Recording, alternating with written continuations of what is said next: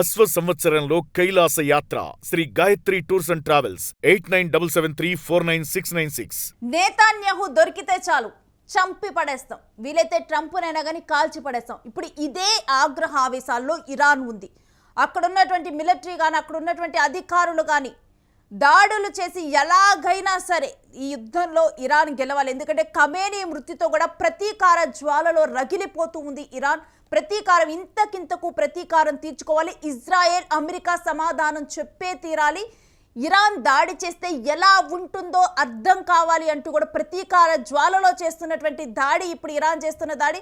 అందుకనే ఏ కంట్రీ మీద దాడి చేస్తున్నాం, ఎక్కడ దాడి చేస్తున్నాం అని ఏమీ చూసుకోకుండా ఇరాన్ ఒక ఆక్రోశంతో దాడులు కొనసాగిస్తూ ఉంది. ఇక ఖమేనీ మృతి తర్వాత ఉద్రిక్తతలు పెరిగిపోయాయి. ఇజ్రాయెల్ ప్రధాని కార్యాలయంపై ఇరాన్ క్షిపణి దాడి చేసింది. నేతాన్యాహుని చంపటమే లక్ష్యంగా చేసుకొని ఇజ్రాయెల్ ప్రధాని కార్యాలయంపై దాడి చేసింది. Iran revolutionary guards core IRGC కీలక ప్రకటన చేసింది. ఇజ్రాయెల్పై సర్ప్రైజ్ అటాక్ చేశామంటూ ఇరాన్ చెప్పింది. ఇక ఇజ్రాయెల్ ప్రధాని ఏమయ్యారో తెలియదంటూ ఇరాన్ చెప్పింది. కాకపోతే దీంట్లో మనం చూడాల్సిన అంశం ఏంటంటే ఇజ్రాయెల్ ప్రధాని చంపటం అంత ఈజీ కాదనే అంశాన్ని తెలుసుకోవాలి. ఎందుకంటే ఇరాన్లో ఉన్నటువంటి ఖమేనీని టార్గెట్ చేసి పక్కాగా కూడా మిసైల్ ప్రయోగించి చంపగలిగారంటే ఏ రకమైన అధునాతన టెక్నాలజీ ట్రేసింగ్ విధానం వాళ్ళ దగ్గర ఉంది అనేది మనం అర్థం చేసుకోవచ్చు. సో ఇలాంటి ట్రేసింగ్ విధానం ఉండటం. మరొకటి ఏంటంటే ఇజ్రాయెల్ అసలు సెక్యూరిటీ, ఆ దేశానికే ఒక డోమ్ అనేది ఉంటుంది. అక్కడ ఏదైనా మిసైల్స్ ప్రయోగించినా కానీ ఈజీగా అక్కడ రక్షణ వ్యవస్థ చాలా పటిష్టంగా ఉంటుంది. అండ్ ఆల్రెడీ ఇరాన్ మీద దాడి చేసి ఖమేనీని చంపిన తర్వాత డెఫినెట్గా కూడా నెక్స్ట్ నేతాన్యాహుని, ట్రంప్ని, వీళ్ళని టార్గెట్గా చేసుకుంటారు ఇరాన్లో ఉన్న వాళ్ళని తెలుసు. ఇక ఇజ్రాయెల్ చాలా యాక్సెసిబుల్గా ఉంటుంది ఇరాన్కి. అలాంటి సమయంలో ఇజ్రాయెల్లోనే నేతాన్యాహు తన కార్యాలయంలోనే ఉండటం, తను ఎక్కడా కూడా తలదాచుకోకుండా ఉండటం, సేఫ్ ప్లేస్లో ఉండకుండా ఉంటారు అనుకోవటానికి ఎటువంటి ఆస్కారము లేనే లేదు. ఆయన డెఫినెట్గా కూడా చాలా సేఫ్ ప్లేస్లో ఉంటారు. ఇరాన్ ఎన్ని దాడులు చేసినా కానీ దొరకకుండా ఉండేలాగానే ఆయన డెఫినెట్గా కూడా ఉంటారు. ఇక ఆపరేషన్ ట్రూ ప్రామిస్ 4లో భాగంగా ఇరాన్ దాడులు కొనసాగుతున్నాయి. దాడి అనంతరం నేతాన్యాహు పరిస్థితిపై ఇక స్పష్టత అయితే రాలేదు. కానీ డెఫినెట్గా కూడా స్పష్టత రాలేదని ఇరాన్ చెప్తుంది. కానీ నేతాన్యాహు మాత్రం ఎక్కడో ఒక దగ్గర సేఫ్గానే తాను ఉన్నారని భావించవచ్చు. దీనికి సంబంధించిన డీటెయిల్స్ మా ప్రతినిధి సతీష్ అడిగి తెలుసుకుందాం. సతీష్, దాడి తర్వాత నేతాన్యాహు పరిస్థితి మీద ఇంకా స్పష్టత రానట్లు తెలుస్తోంది. పూర్తి డీటెయిల్స్ ఏంటి? నేతాన్యాహు కేంద్రంగా అతన్ని చంపటమే లక్ష్యంగా కూడా ఈ దాడులు కొనసాగుతున్నాయా ఏంటి? ముఖ్యంగా నేను ఏదైతే Iran supreme leader ఆయతుల్లా Ali Khamenei మరణం తర్వాత ప్రస్తుతం పశ్చిమాసియాలో పరిస్థితులు మొత్తం కూడా ఒక పెద్ద ఎత్తున యుద్ధ ప్రాతిపదికన కూడా మారుతా ఉన్నాయి. ఒక్కసారిగా అన్ని దేశాలకు సంబంధించినటువంటి యుద్ధ నౌకలకు సంబంధించినటువంటి మొత్తం కూడా అన్ని దేశాలు కూడా యుద్ధానికి ఎక్కిపెట్టి చూస్తున్న పరిస్థితులు కనబడతా ఉన్నాయి. అసలు యుద్ధం ఎవరెవరి మధ్య జరుగుతుంది అనేది ఒకవైపు చూస్తే, కానీ ఇటు ఇరాన్ మాత్రం సో ఎవరిని ఈ యుద్ధంలోకి దింపారనేది చూస్తే ముఖ్యంగా ఇరాన్ పైన దాడి చేయడం, అక్కడ ఖమేనీ మరణించడం, దాంతో పాటుగా ఇరాన్ ముఖ్యంగా ఇజ్రాయెల్ పైనే కాకుండా ఇటు ఏదైతే మొత్తం కూడా ఈ ముస్లిం సంబంధించినటువంటి దేశాలన్నిటిపైన కూడా దాదాపు 10ల సంఖ్యలో ఉన్నటువంటి దేశాలు ఇరాన్ అయితే మొత్తం కూడా వాళ్ళ పైన దాడులు చేస్తా ఉంది. ఈ దేశం ఆ దేశం అని తేడా లేకుండా కూడా ఇటు అమెరికాకు సంబంధించినటువంటి ఏ బేస్లు అయితే అంటే అమెరికా వైమానిక దాడులకు సంబంధించి అటు ఈ యుద్ధానికి సంబంధించినటువంటి నౌకలు కావచ్చు, వైమానిక దళం కావచ్చు, ఎక్కడున్నా సరే ఏ దేశంలో ఉన్నా ఆ బేస్లను అన్నిటిని కూడా కూల్చే ప్రయత్నం చేస్తా ఉంది. దాంట్లో భాగంగానే మొత్తం కూడా ఈ ఇరాన్ ప్రతిదాడికి దిగుతా ఉంది. మేము దాడి చేస్తే ఎలా ఉంటుందో చూపిస్తామంటూ ఇప్పటికే ఒకవైపు మొత్తం కూడా విమర్శలు చేస్తా ఉన్నారు. సో ముఖ్యంగా మరి చూడాలి, ఈ ఇజ్రాయెల్ కు సంబంధించినటువంటి కీలక కార్యాలయం ఏదైతే ఉందో ఇజ్రాయెల్ ప్రధాని కార్యాలయం, దానిపైన మేము దాడి చేశాం.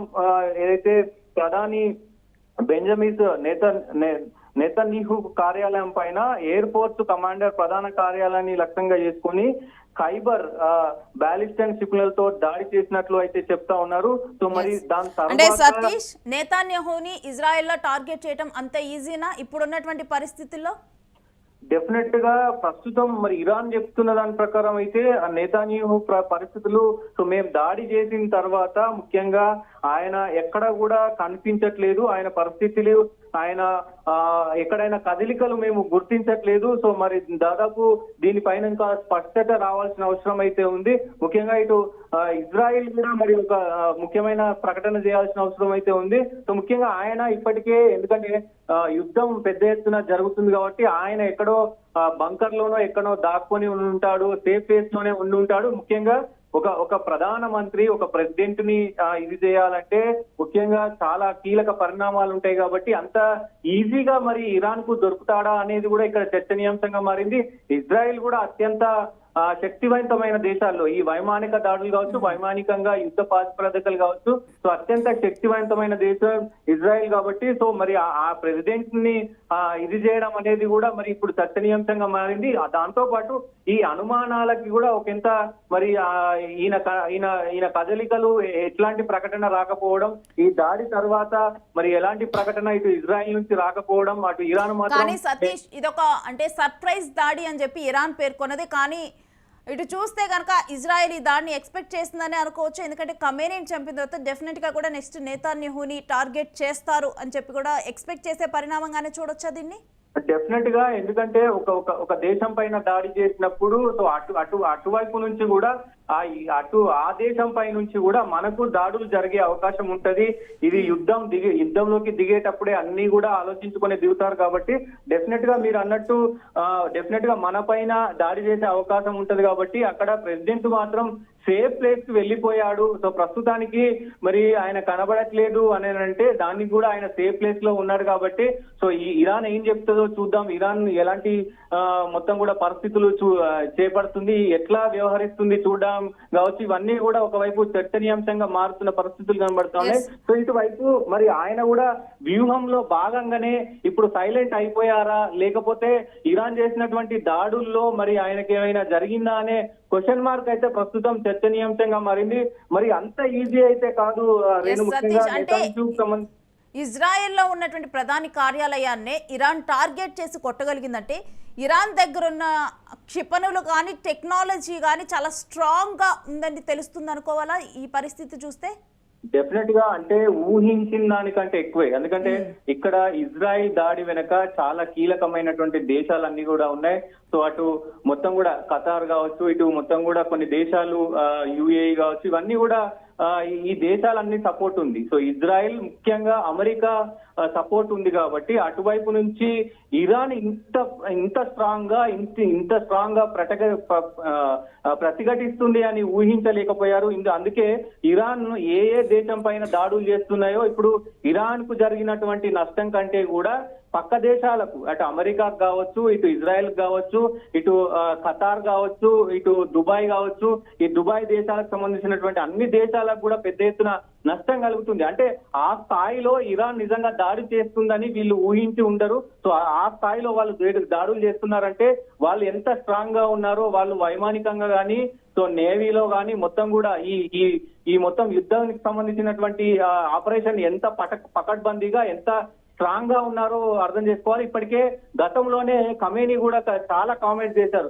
మా దేశం పైన మీరేమైనా ఇది చేస్తే గనక దానికి పరిణామాలు మీరు ఎదుర్కొంటారు అని చెప్పి గతంలో ఆయన బ్రతికున్నప్పుడు కూడా పెద్ద ఎత్తున కామెంట్ చేసిన పరిస్థితులనే మేము చేతులు మూర్చుకొని కూర్చోము, దానికి 100% మీకు బదులు ఇస్తామంటూ కూడా గతంలో ఖమేనీ చేసిన కామెంట్స్ కూడా మనం గుర్తు చేసుకోవచ్చు. Right, stay with us Satish. మీ దగ్గర నుంచి ఎప్పటికప్పుడు డీటెయిల్స్ తీసుకుంటాం. ఇక ఇరాన్ దాడులు కొనసాగుతున్న ఇజ్రాయెల్ మీద అయితే అతి తక్కువ కాలంలోనే ప్రధాని కార్యాలయాన్ని టార్గెట్గా చేసుకొని ఇరాన్ ఒక సర్ప్రైజ్ దాడి అంటూ కూడా తాను చెప్పడం జరిగింది. నేతాన్యాహు పరిస్థితి ఎలా ఉందో మాకు తెలియటం లేదు, ఎందుకంటే దాని తర్వాత కూడా ఆయన కదలికలు ఎక్కడా కనిపించలేదని కూడా చెప్తూ ఉంది. కానీ ఈ విషయంలో మనం చూడాల్సింది ఏంటంటే ఇప్పుడు ప్రపంచంలో అత్యుత్తమైనటువంటి క్షిపణులు ఉన్నటువంటి ఒక దేశాల మధ్య యుద్ధం జరుగుతూ ఉంది. ఇరాన్ దగ్గర కానీ, ఇజ్రాయెల్ దగ్గర కానీ, యుఎస్ దగ్గర కానీ చాలా అత్యుత్తమైనటువంటి క్షిపణులు ఉన్నాయి. ఇరాన్ తాను కూడా ఎక్కువగా కూడా మిలిటరీ కోసం వెచ్చిస్తూ ఉంటుంది, క్షిపణులు కొనటానికి ఎక్కువగా కూడా తన ఆదాయాన్ని వెచ్చిస్తూ ఉంటుంది ఇరాన్. అలాంటి ఒక పగడ్బందీ అయినటువంటి వ్యవస్థ కలిగినటువంటి ఉన్నటువంటి కంట్రీ ఇరాన్. మరొక వైపు చూస్తే ఇజ్రాయెల్ ఒక మొత్తం దేశానికి ఒక డోమ్ని ఏర్పాటు చేసుకుంది, ఒక రక్షణ వ్యవస్థ. ఏదైనా మిసైల్ వస్తే కనుక ఆ డోమ్ని దాటి రాలేదు, ఆ విధంగా కూడా రక్షణ వ్యవస్థను నిర్మించుకుంది. ఆ రక్షణ వ్యవస్థను కూడా దాటి వచ్చి ప్రధాని కార్యాలయాన్ని ఎగ్జాక్ట్గా కూడా టార్గెట్ చేయగలిగిందంటే ఇరాన్ దగ్గర ఉన్నటువంటి టెక్నాలజీ కూడా ఏమాత్రం కూడా తక్కువ లేదు. ఇంకా కూడా ఈ యుద్ధం మరో 3-4 నుంచి 5 వారాల వరకు 4 నుంచి 5 వారాల వరకు కొనసాగుతుంది అని ట్రంప్ చెప్పడం అయితే జరిగింది. ఇప్పుడున్నటువంటి అంచనాలు అంటే ఈ మొత్తం కూడా ఇరాను ఈ యుద్ధాన్ని తట్టుకోగలదు, ఇజ్రాయెల్ తట్టుకోగలదు, యుఎస్ కూడా తట్టుకోగలదు. ఎందుకంటే అన్ని వాళ్ళ దగ్గర ఉన్నటువంటి మిలిటరీ అంత స్ట్రాంగ్గా ఉంది, వాళ్ళ దగ్గర ఉన్నటువంటి క్షిపణులు కానీ మిసైల్స్ కానీ అన్నీ ఉన్నాయి. కానీ ఈ మధ్యలో ఉన్నటువంటి కంట్రీస్ మాత్రం చాలా ఎఫెక్ట్ అవుతూ ఉన్నాయి. యూఏఈ కంట్రీస్, ఇంకా అక్కడ ఉన్నటువంటి జనాలు కూడా చాలా ఇబ్బందులు ఎదుర్కొంటూ ఉన్నారు. ఇప్పుడు ఇరాన్ మధ్య అయితే ప్రత్యక్షంగా యుద్ధం జరుగుతోంది. మరి ఇప్పటికే కూడా ఇరాన్ ప్రధాని కార్యాలయాన్ని ధ్వంసం చేసింది. ఇంకా కూడా ఇరాన్ ఇప్పుడు ఒక ఆవేశాలతో ఆక్రోషంతో ఉంది. చుట్టూ ఉన్నటువంటి వాటిని కూడా ధ్వంసం చేస్తూ ఉంది. మిగిలిన దేశాలన్నింటినీ కూడా తాను అనుకుందే టార్గెట్. ఈ మధ్యలో ఎవరు నష్టపోయినా ఎవరు ఏమైపోయినా నాకు అనవసరం అంటూ కూడా టార్గెట్ను ఛేదించటమే లక్ష్యంగా ఇరాన్ దాడులు కొనసాగుతున్నాయి. నేతాన్యాహుని చంపేందుకు ఇరాన్ ప్రయత్నాలు కొనసాగుతున్నాయి. మరి నేతాన్యాహు పరిస్థితి ఏంటి? కావాలని చెప్పే ఇటువంటి సమయంలో ఎక్కువగా కూడా తను వెలుగులోకి రాకూడదని చెప్పి సైలెంట్గా ఉన్నాడా అనేది కూడా ఇప్పుడు మనం డెఫినెట్గా కూడా ఈ పరిణామాన్ని కూడా ఆలోచించాలి. రైట్, ఇంకా మరి ఇరాన్ అనుకున్నటువంటి లక్ష్యాన్ని ఛేదిస్తుందా? మీరేమనుకుంటున్నారు దీని మీద? నేతాన్యాహుని టార్గెట్ చేయటం ఇరాన్ కరెక్టేనా? అదేవిధంగా యుఎస్ ట్రంప్ నేతాన్యాహు కలిసి ఖమేనీని చంపటం కరెక్టేనా? ఇరాన్ దగ్గర ఎక్కువ స్ట్రాంగ్గా ఉన్నటువంటి క్షిపణి వ్యవస్థ ఉందనుకుంటున్నారా? ఇజ్రాయెల్ దగ్గర ఎక్కువ స్ట్రాంగ్ ఉన్నటువంటి క్షిపణి వ్యవస్థ ఉందనుకుంటున్నారా? మీరేమనుకుంటున్నారో కూడా ఈ యుద్ధం గురించి కామెంట్ చేయండి. ఇక మరొక వైపు ఈ యుద్ధం వల్ల ఎక్కువగా ఏ దేశాలు నష్టపోతున్నాయి, ఎవరు నష్టపోతున్నారని మీరు భావిస్తున్నారో కూడా కామెంట్ బాక్స్లో చెప్పండి.